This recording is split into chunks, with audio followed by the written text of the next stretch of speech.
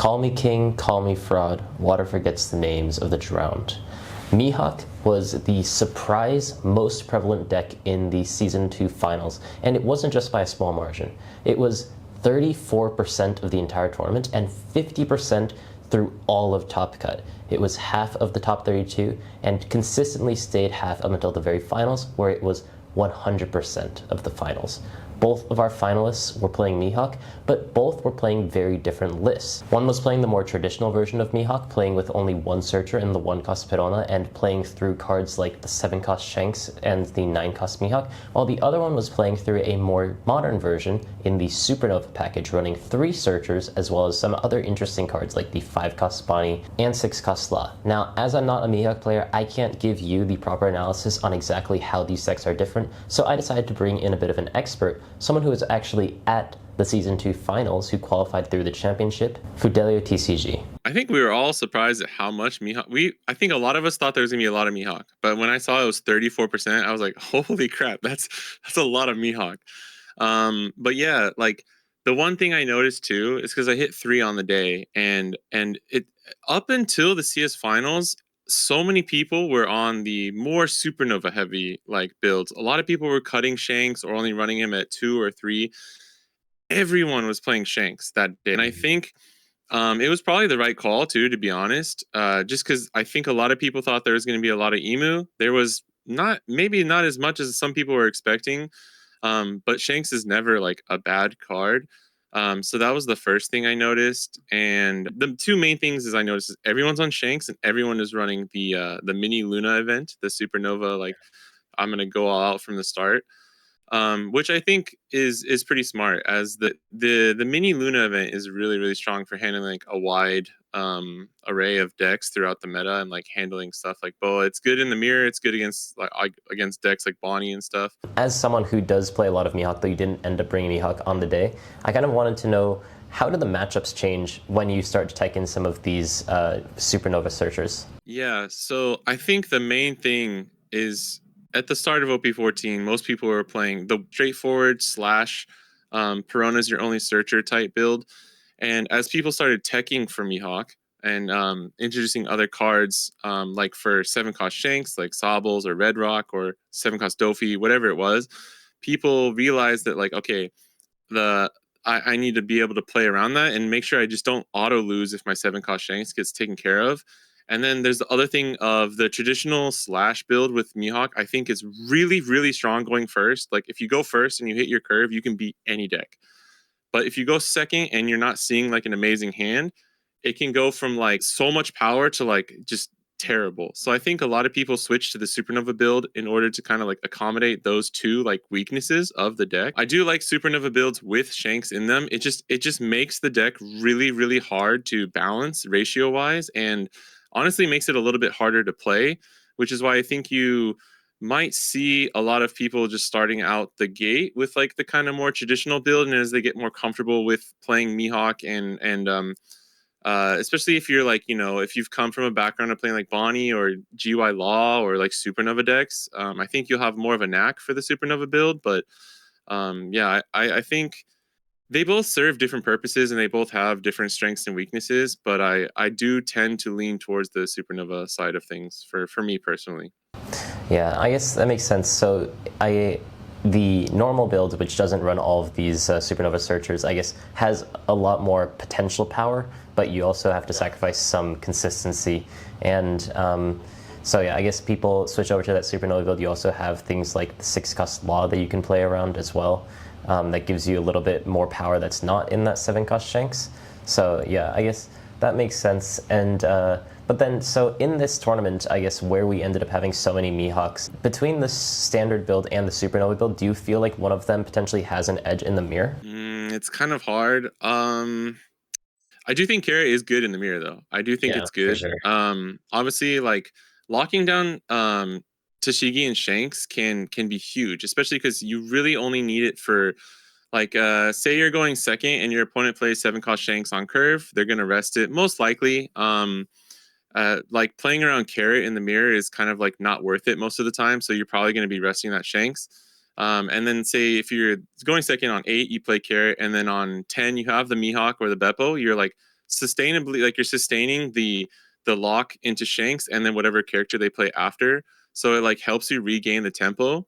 But like with the Supernova build, like 6 cost law is so good and it makes going second so much more like flexible for you as well. Person with the 1 of 9 cost Shanks, that's the card that's going to decide like the mirror for you more than a 5 cost carrot, in my opinion. And I think that's a even just a 1 of, I think is pretty good. It's a little risky, like he's running 1 Shanks and 1 9 cost Mihawk. It's hard. It's a green mirror, so it comes down to like skill and then who draws better. Like that's kind of a mix of those two. It's very similar to like the Bonnie mirror in some ways. It's hard to say, but I don't think either of these lists like had against each other had like the super huge like favorability going into it. Thank you, Fidelio, for coming onto my channel to tell me a little bit more about Mihawk. You can find his socials down below in the description. And now if you're curious how these two versions function within the mirror, let's go into the championship finals commentary to sort of explain exactly how this game went down and who was crowned the winner between these two frauds. I mean, greatest swordsmen. I can't call them frauds anymore because they just won. Now getting straight into the game, we have Tzu on Mihawk going first with the more traditional version of Mihawk versus the Supernova version of Mihawk going second. Now, both of these starting hands are, it's a bit underwhelming, especially looking at the Supernova hand right now. The strength of the Supernova build is going to be that mid-game power, but that 10 cost Lon Beppo, if you can manage to get to that point, is going to be very pivotal in this matchup.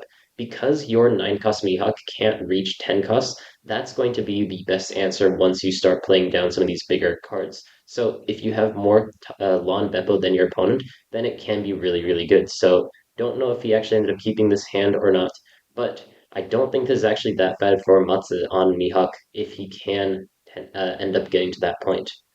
So first, importantly, Tzu is not going to be playing anything on Wandong, even though he did have that 1 cost Kikunojo, just preferring to keep the 2k in hand.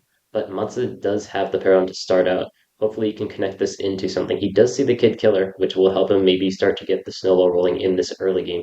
He has his late game set up, but he needs to find something to play. It's going to be useful on that 6 or 8 Dome turn. Seems like he may be going for that Kid Killer. Yeah. Kid Killer on this next turn is going to be the best time to use it because Mihawk, a deck that doesn't really run that many forward costs, wants something to do on that turn so he doesn't just attach all of his Dome and passes. So that Searcher is going to give him something to do on that next turn and hopefully connecting to something to do on that next turn after that. Still, Tzu is going to put down the stage, just draw 1 card. Interestingly, Matsu does not run the stage. So another unique difference in some of these decks. Some people like to run the stage, some people like not to. It is more standard to run this stage just to give yourself an easy activation for your leader effect.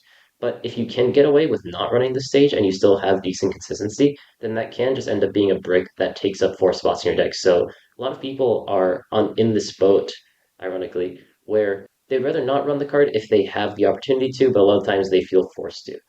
Still, Matsu is going to be doing this Kid Killer search that we talked about and is hopefully going to find something that he could play on this next turn. He has a really good late game, but he sees another Lon Beppo. So there's 2 avenues. He does see that 9 cost Shanks as well, but looks like he is going to go for that Lon Beppo. Just deciding that with 3 Lon Beppo in hand, he's going to play the longer game. He's going second, which is going to be a little bit disadvantageous in this matchup, just naturally.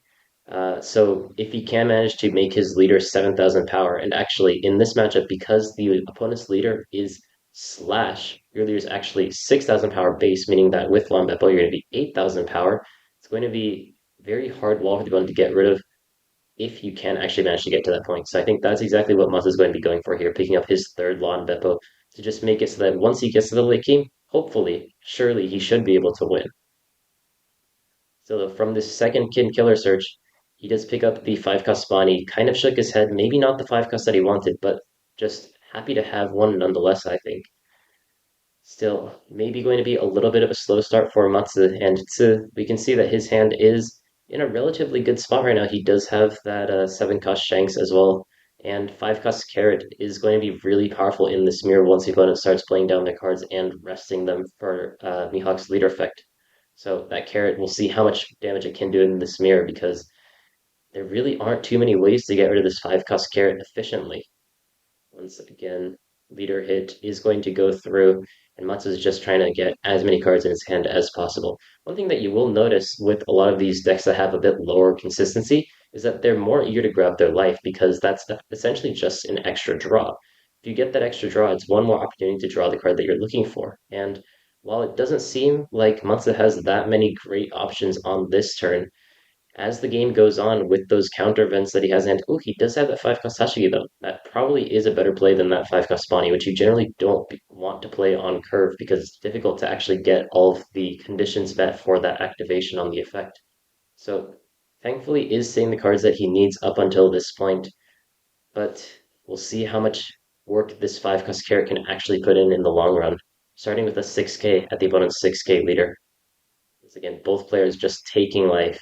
There isn't the threat of anything like pudding, so having as many cards in your hand as possible in this early game is just going to bolster your consistency.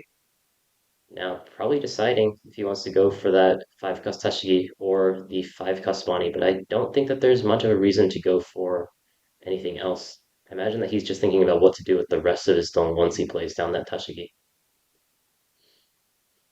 I do also think that another card that could be really pivotal in this matchup is going to be that 1 cost Luffy event. Once you use the event as well as rest two more Dome, costing three in total, you can rest or you can lock two of the opponent's characters that cost seven or less. Effectively a small electrical Luna, and especially against something like that Carrot or something like the 7 cost Shanks, which is presumably going to be coming out on this next turn from Tsu, it's going to be very powerful in mitigating a lot of the opponent's damage and pressure. Going to be useful in the next coming turns, but right now, what does Matsu want to accomplish on this turn? You could try to also get an extra hits with these Kid Killers or Perona as well. Does go for that Tashigi. Uses his leader effect and just rests the Perona. Getting 3 long back. Has 4 long left at his disposal, which will likely just go onto a character. Yeah, just trying to get as many hits in as possible. 6k into the opponent's 6k leader. And the opponent gives the 1k carrot. Already has one on the board. Does also have 2 7-cost Shanks in hand. Likely not going to end up using that carrot at any point very soon. So just getting rid of that where he can when the attacks are still relatively low to stay a little bit healthy. And now we're going to start to see how much work this 7-cost Shanks and the 9-cost Mihawk that we see in hand is going to do against the opponent's 10-cost Law and Beppos that he has lined up. Leader effect comes through to rest the opponent's Tashigi and restand 3 though. And now, because the Shanks has rested this Tashigi based on its base power, when this carrot attacks, that Tashigi won't be able to attack on this next turn. So, going to be really annoying. But thankfully, is going to now give 2 very good targets for that all-out event. We'll have to see if he actually decides to use it this early on. Most of these decks recently have been running 3 to 4 of that all-out event, so I mean, there's a good chance that even if he uses it early on, he'll probably draw into some later on, but he may be wanting to hold on to that for a more important turn. See how he decides to deal with the 7k attack first. So far, so good for Tsu, but Matsu, as we keep saying, is not too far behind, especially with all these Lon Beppos that are so powerful in this mirror.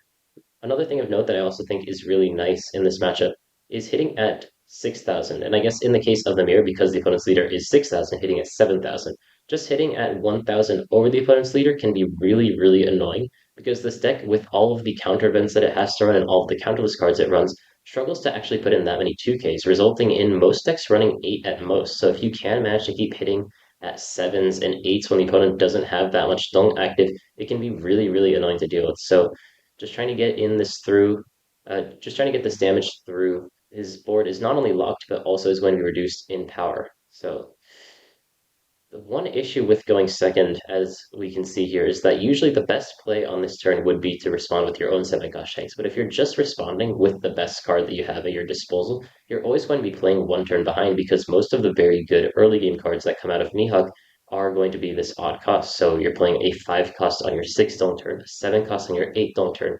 The real benefit of going second is going to be the Lon Beppo, which he is playing towards. Does see the fourth one in his search, but that may be a little bit too far into the future.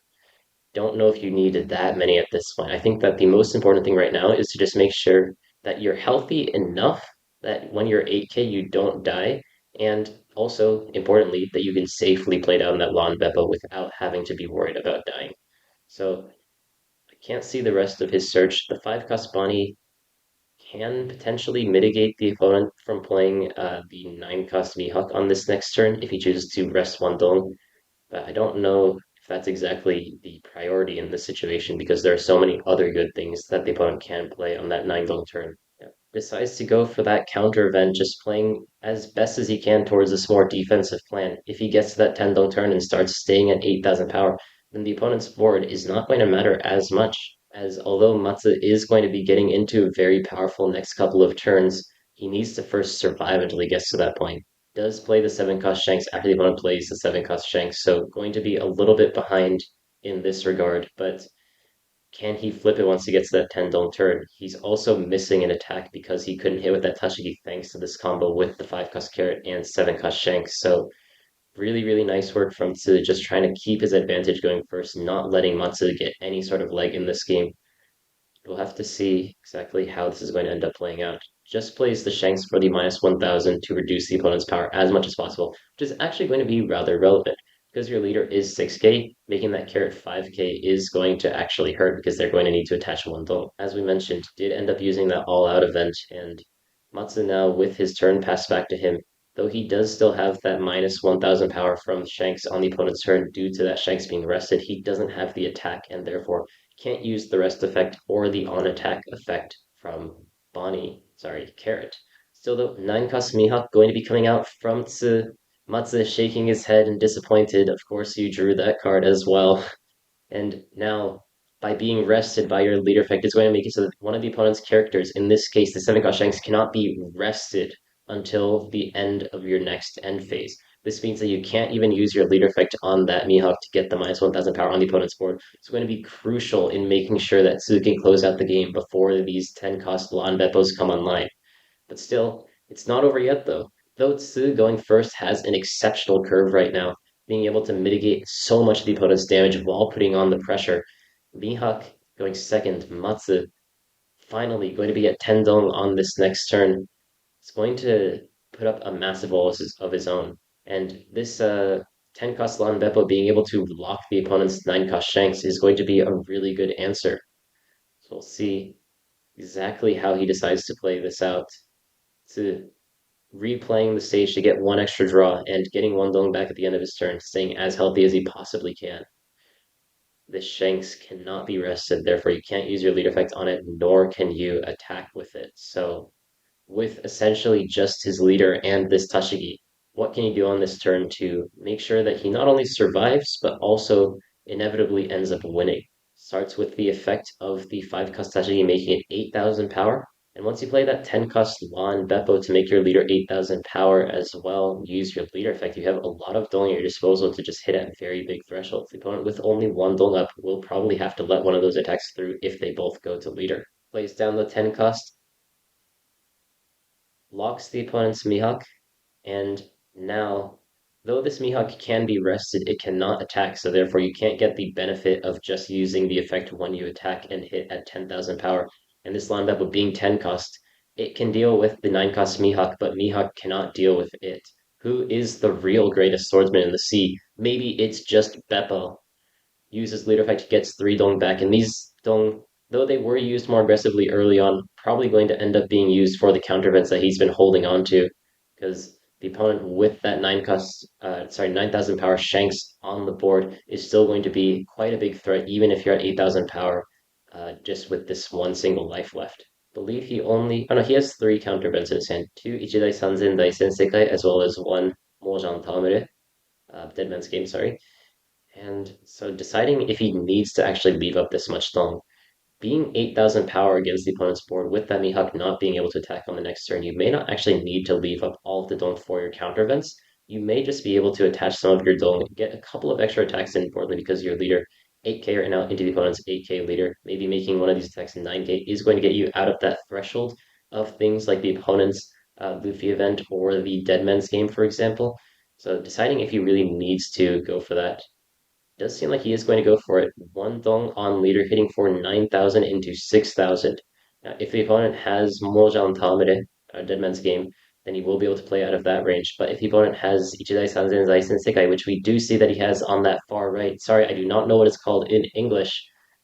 is not going to end up mattering. So he does end up using it plus 4k, and now see what he does with the rest of his dome. Bravely is just going to put it all on Tashigi.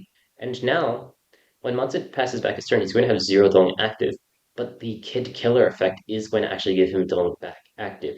So even though he has nothing right now, once the opponent attacks, he can immediately get the Dong back that he needs from that Kid Killer effect. So as we see, this is going to be a 6,000 power attack going into that Kid Killer, and exactly as we're talking about, does get that one Dong up. So now, with a Lon Beppo on his own, though Mihawk can't deal with Lon Beppo can. So both of these players are going to just start playing Lon Beppos back and forth at each other.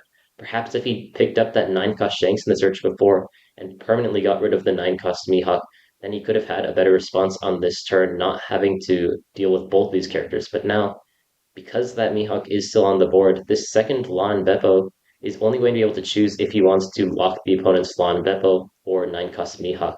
Doesn't have the option to actually get rid of both, like the 9-cost Shanks would have afforded him in that turn before.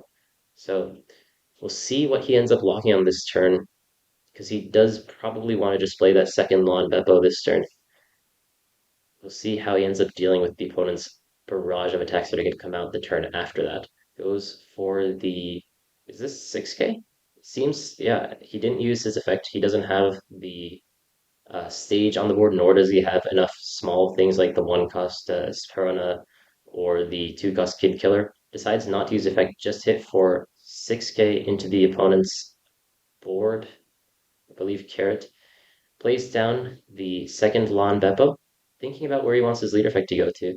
I do think that you just rest the 10-cost Lon Beppo, though. Does end up resting the Kid Killer.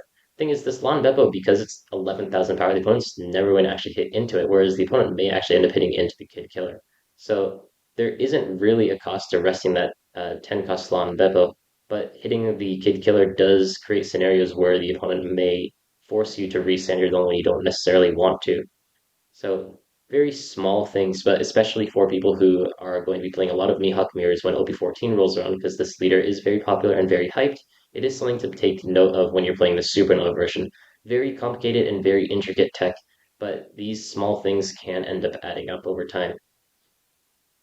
So though, I think that you probably, last turn, you could have just left all of your Dong up and you felt pretty safe, but because the opponent has more attacks now, and the threat of Dead Man's Game exists, maybe a bit risky to leave up your Dong or to attach your Dong, but no, decides to put 2 more Dong onto Shanks, hit the opponent for 10,000. Opponent takes it down to 2 life with only 4 cards in hand, now 5. If Matsu can survive this turn, he may actually have lethal next turn. He has a very big board now. The opponent doesn't have that many cards left in hand to be able to defend against it. Is Tsu going to have enough? Oh, my apologies. I thought that he had a Dead Man's Game in hand, but it was all out. So, still is a scenario to consider, but not one that he has to consider right now. What is Tsu going to do? He has 3 rather big attacks on board in that Shanks, Lon Beppo, and Leader, while the opponent only has 1 life, but being 8,000 power is going to be a very big hurdle to get over. This 8,000 power attack from Shanks is only going to need 1k counter to actually defend against. And the way he's playing it out, though, does seem like he's prepared to play one more turn. With only 4 cards left in hand, does play down the second Lon Beppo, going to 8,000 power himself, locking the opponent's Lon Beppo. Lots of times we're saying Lon Beppo in this matchup, but it is very crucial just getting down these cards that can't be interacted with anything but that Lon Beppo or 9-cost Shanks is going to start making a big difference in this matchup. And there is the all-out event. So now, not only is Lon Beppo locked, but the 7-cost Shanks as well as the 5-cost Tashigi is as well, ensuring that no matter what, he's not going to die on this turn despite only having 3 cards left in his hand. But it's a little bit scary.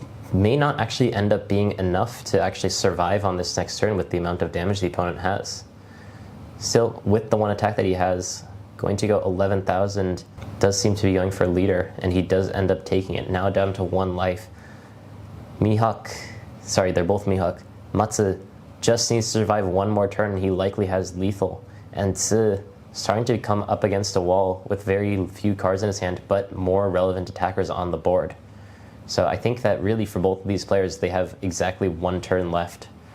And Once Matsu goes to 8k power, has 3 dong up for the counter events that are in his hand, is it going to be enough in the face of all these attacks that are already massive in base power?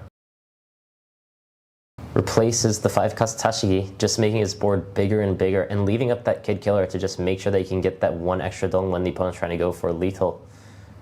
Rest the Kid Killer to get his dong back for his leader effect, gets 3 dong back here. And now he probably just wants to pass back his turn to play around Deadman's game as best as he can, because that's the one lose condition that he has, getting his dong rested and not being able to use those counter events in his hand. He does have a lot of counter in his hand, so he just needs to make sure he doesn't lose to Deadman's game. By passing back the turn now with 4 dong, potentially with that Kid Killer, even if the opponent has Deadman's game, you're still going to have 2 dong left. Tsu now has 3 attackers on the board. They are 8k, 10k, 10k due to that 7 cost Shanks effect, making them reduced in power by 1000. If you're just trying to go for lethal at this point, then you probably hit for 11, 11, 11, 12, which would actually be able to be defended with this attack. Maybe thinking about that, oh, there's the Deadman's game. Thinking about that, goes for the search with Perona to just try to find ways to get rid of the opponent's dong. Finds the Deadman's game, but is it going to be enough? With that Kid Killer effect, is going to actually be able to get back 1 more. Is playing a Perona, he's going for another one. If he finds a second, he finds, okay, so Deadman's game number 2 coming out. And now, there's some really complicated things that can end up happening here. I think actually, wait, this is gonna actually end up happening. If the opponent goes 6k with leader into the opponent's Kid Killer and forces him to use the effect, then he goes to 4 dong and then you can double Deadman's him to rest all of his dong. But if you left this Kid Killer active and rested your Lanbeppo instead, then the opponent's forced to go into your leader, meaning that they can only, at most, always only hit you with 1 Deadman's game or rest 3 of your dong total, because you can just choose to use the Kid Killer effect after the opponents use their Deadman's games. So you can always get 1 counter event. But because his Kid Killer is rested, and Tsu now has the initiative on when the opponent restands his dong. If you get 6k into the opponent's Kid Killer, make them restand a dong, rest all 4 of their dong with the 2 Deadman's game, get your dong back from the leader. You have 3 attacks on board. The opponent has 0 counter up. I think that makes it guaranteed lethal. I don't know. There's no reason for him to defend the Kid Killer either. I think that that's just, he's going for it. Oh my god, it actually happened. Oh, that's so terrible. Uses the effect, he knows that it's going to happen too, because he showed the 2 Deadman's games. So rest 2 dong, 4 more dong. Deadman's game number 2, rest 2 dong. There's no dong left for Matsu. And with leader effect gets 3 dong back, 3 big attacks on the board, and the opponent has nothing now. Even though his leader was 8,000 power with 3 counter events in hand, he's now sitting there sheepishly with only 3,000 counter left to his name. He knows this game is over, and he could have played this differently to make sure that wouldn't happen. But unfortunately, in the end, is not going to be enough. Maybe that Kid Killer wouldn't have made the difference with the amount of damage that's on Tsu's board. But in the end, it was just Tsu's world, and we were living in it. From start to finish, had an exceptional showing, mitigating the opponent's damage while getting in his own, and in the end, going for the double search instead of just trying to cut his losses and go for as much damage as possible. Decides to go for it and is rewarded. Tsu, with the traditional version of Mihawk, is going to be the Season 2 Japanese Championship,